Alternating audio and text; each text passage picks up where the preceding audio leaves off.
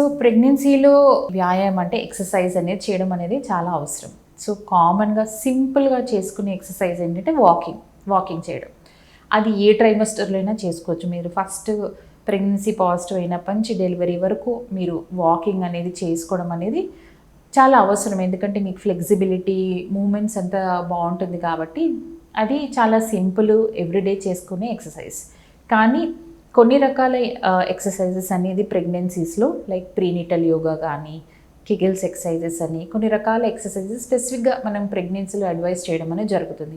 Exercises ఎందుకు చేయాలి అంటే బాడీ యొక్క ఫ్లెక్సిబిలిటీ. ఎందుకంటే మీరు ఈ 9 monthsలో వెయిట్ గెయిన్ అవుతారు, బేబీ వెయిట్ ఉంటుంది, ఫిజికల్గా కొంచెం మీకు ఫెటిగ్, వీక్నెస్, టైర్డ్నెస్ ఉంటుంది. కాబట్టి మీరు ఎక్సర్సైజ్ చేయడం ద్వారా మీకు ఫిజికల్గా you feel good about it, మీరు యాక్టివ్గా ఉంటారు. మీరు ఎక్సర్సైజ్ చేయడం వల్ల మంచి బ్లడ్ సర్క్యులేషన్ జరిగి ఫిజికల్గా యాక్టివ్గా ఉంటారు. మీకు గ్రోత్ అనేది, బేబీ డెవలప్మెంట్ అండ్ గ్రోత్ బాగుంటుంది, ఫ్లెక్సిబిలిటీ బాగుంటుంది. సో నార్మల్ డెలివరీకి కూడా ఈ ఎక్సర్సైజెస్ వల్ల చాలా వరకు హెల్ప్ అనేది చేస్తూ ఉంటుంది.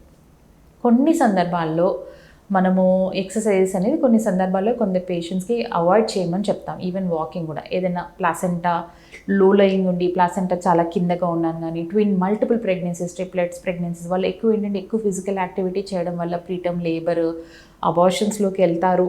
అలాంటి సందర్భాల్లో మనము ఫిజికల్ యాక్టివిటీని కొంచెం లిమిటెడ్గా ఉంచి అవాయిడ్ చేయడం అనేది జరుగుతుంది. కానీ చాలా వరకు ఈ ఎక్సర్సైజ్ చేయడం వల్ల ఫిజికల్గా మంచిగా యాక్టివ్గా ఉంటారు. మీరు నార్మల్ డెలివరీకి చాలా వరకు వెళ్ళే అవకాశం అది ఉంటుంది. అది కాకుండా అనీమియా అంటే రక్తహీనత, అంటే హీమోగ్లోబిన్ వాల్యూస్ తక్కువగా ఉండడం. సో చాలా వరకు కొంతమందిలో ఆల్రెడీ హీమోగ్లోబిన్ తక్కువ ఉండి ప్రెగ్నెంట్ అయి ఉండవచ్చు, లేకపోతే ప్రెగ్నెన్సీలో హీమోగ్లోబిన్ తక్కువ అయ్యి ఉండవచ్చు.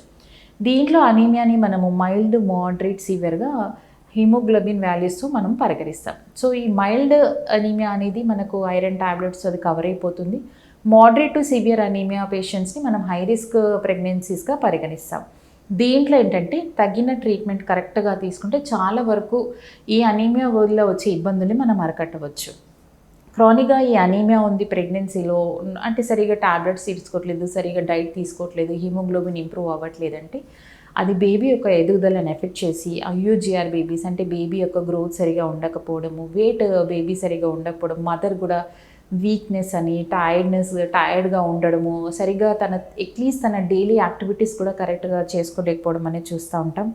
అనీమియా అనేది సివియర్గా ఉంది, హీమోగ్లోబిన్ లెవెల్స్ చాలా తక్కువ ఉంటే హార్ట్ మీద ఓవర్లోడ్ అయ్యి హార్ట్ ఇష్యూస్ కూడా, హార్ట్ ప్రాబ్లమ్స్ కూడా వచ్చే అవకాశం ఉంటుంది. సో మీ హీమోగ్లోబిన్ లెవెల్స్ తక్కువ ఉన్నప్పుడు డెఫినెట్గా మీ డాక్టర్ గారు మీకు ఐరన్ సప్లిమెంట్స్ అవి, డైట్ అది అడ్వైస్ చేస్తారు. సో మీరు రెస్పాన్సిబుల్గా తీసుకొని మంచిగా డైట్ని ఇంప్రూవ్ చేసుకోవడము, మెడికేషన్స్ కరెక్ట్గా తీసుకోవడం, iron supplements, vitamin C supplements కరెక్ట్గా తీసుకోవడం అనేది చాలా అవసరం.